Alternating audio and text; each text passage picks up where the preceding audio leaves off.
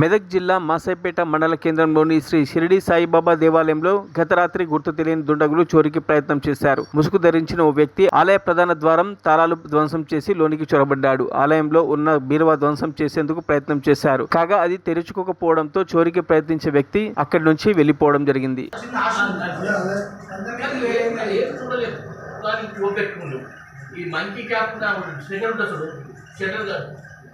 टोक पेटू कच्ची मुखानी कట్టుకుని మొత్తం కాల్ కండ్ల కనబడుతుంది।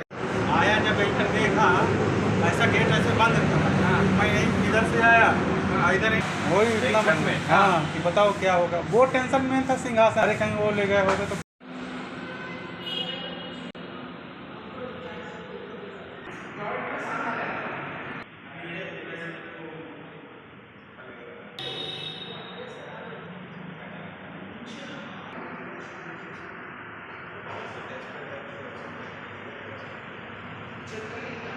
మరిన్ని అప్డేట్స్ కోసం మా ఛానల్ని సబ్స్క్రైబ్ చేయండి.